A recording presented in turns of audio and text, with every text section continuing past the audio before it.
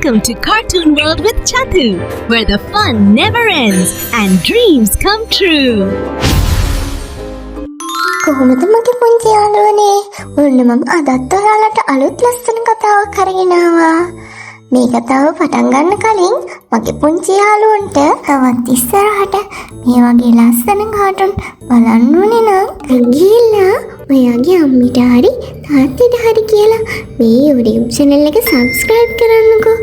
එතකොට මම අලුතෙන් වීඩියෝ එකක් දාපු ගමන් ඔයාලට අලුත් කාටුන් එකක් බලන්න පුළුවන්. හරි එහෙනම් ඔන්න දැන් අපි අද කතාවට යමු. මං අද මගේ පුංචි යාළුවන්ට අරගෙන ආවිල්ලා තියෙන්නේ දිව්‍ය ලෝකෙ ගියපු ගොමරාලගේ කතාව. ඉතින් අපි කතාව බලමු නේද? ඔන්න චුටි පුතේ එක මන්තික රටක ලස්සන ගමක් තිබුණා.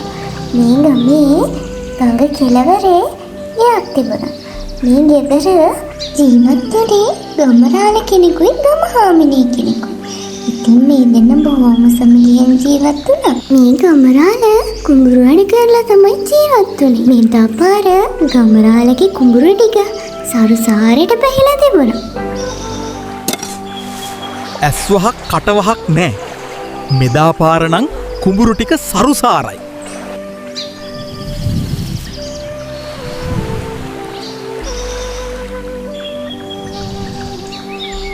ඉතින් ඔන්න ගොමරාල හරිම සතුටින් තමයි හිටියේ. ගොමරාල අමාරුවෙන් හදාගත්ත ගොයන් ටික පරිස්සම් කරගන්නත් එපා. ඉතින් මේ ගොමරාල හැමදාම රැට ගහකුඩ නැගලා පැල් රකිනවා. ඉතින් ඔන්න එකමත් එක දවසක හවස මහහායේ ගොර වහින්න පටන් ගත්තා. ගොමරාලයි ගමහාමිනේ ගේ ඇතුලේ හිටියේ. ගොමරාල රැට පත් කාලා පැල් රකින්න යන්න හැදුවේ.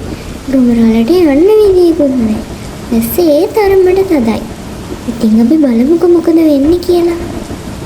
ගම මහත්තයෝ අද කොහොමද පැල් රකින්න යන්නේ? එළියේ හොදටම වහිනවා. ඉතින් ඔන්නේ හින්දා ඉදාරේ ගොමරාලට පැල් රකින්න යන්න බැරි වුණා. ඔන්න ඊට බහුවදා එළි වුණා. උදේ පාන්දරම ගොමරාල කුඹුර බලන්න යන්න ලෑස්ති වුණා. ඔන්නේ ඉතින් කුඹුරට ගිහපු ගොමරාලට හිතා ගන්න බැරි දෙයක් තමයි වෙලා තියෙන්නේ. කුඹුරෙන් භාගයක්ම විනාශ වෙලා. කුඹුරේ ලොකු අඩපාරවල් හැමතැනම තියෙනවා. ගොමරාලට ආවේ කවුද කියලාවත් හිතා ගන්න බෑ. ඉතින් ගොමරාල මොනවා කරන්නද? හරිම දුකයි. ගොමරාල කොච්චර මහන්සියෙන්ද මේ ගොයම් ටික පරිස්සම් කරේ. දෙයියනේ මේ මොකද වෙලා තියෙන්නේ? අනේ මගේ කුඹුර වංගෙඩි අඩි වගේ කකුල් තියෙන සතෙක් මොකෙද්ද මේ ඇවිල්ලා තියෙන්නේ? මම බලා ගන්නම්කෝ රැට. ගොමරාලට හොඳටම තරහ ගියා. ඔන්න එදා රෑ ගොමරාල ඇවිල්ලා වරින් කුඹුරට වෙලා හැංගිලා බලාගෙන හිටියා.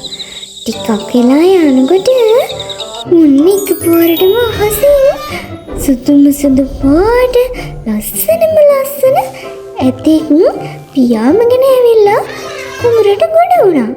ගොමරාලට මේ වෙච්ච දේ හිතා ගන්නත් බෑ. ගොමරාල හරිම පුදුමෙන් මේ දිහා බලාගෙන හිටියා. ඔන්න ටික මේ සුදු පාට ලස්සන ඇතා ගොයම් ගස් කන්න පටන් ගත්තා. ගොමරාලට වෙන කරන්න දෙයක්වත් නැනේ. ගොමරාල පැනපු ගමන් ඇතාගේ වලිගෙන් අල්ලගත්තා. මෙන්න බොලේ එකපාරටම ඇතා අහසට පියාඹන්න ගත්තා.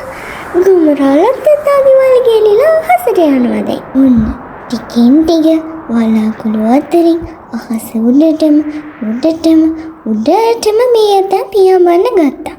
ගොමරාලත් ඇතාගේ වලිගේ එලිලා අහස උඩටම ආවා. ඔන්න ටිකක් දුර ඇවිල්ලා ඇතා වලාකුළු උඩ නතර වුණා. ගොමරාලට හිතා ගන්නත් බෑ.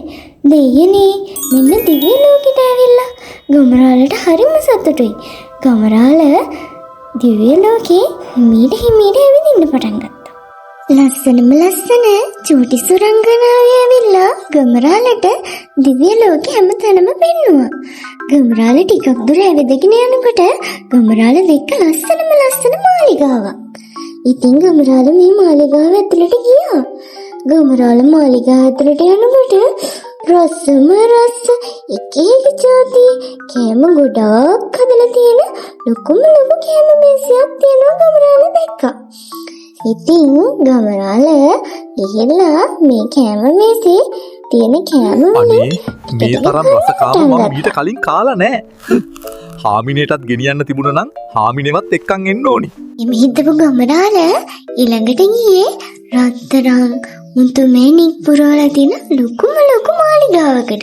මේ මාලිගාව ඇතුලේ රත්තරන් මැණික් ගොඩාක් තිබුණා. ගමරාලට මේවා ගැන ආසාවක් ඇති වුණා. ගමරාලගේ ළඟ තිබුණු බෑග් එකක් අරගෙන මේ බෑග් එකට මේවා ටිකක් පුරවගත්තා.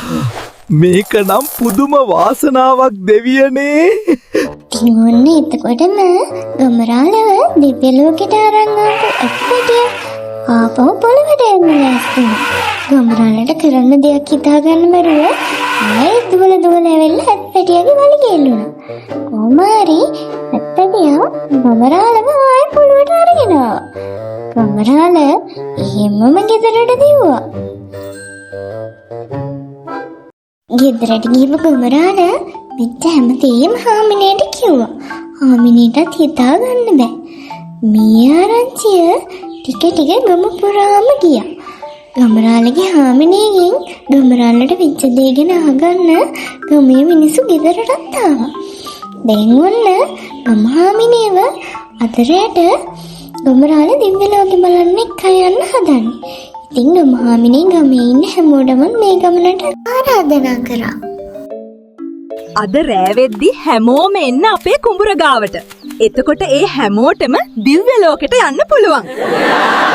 ඉතින් ඔන්න එදා රෑ ගමේ ඉන්න හැමෝම ගමරාලගේ කුඹුරට ඇවිල්ලා ඉන්නේ.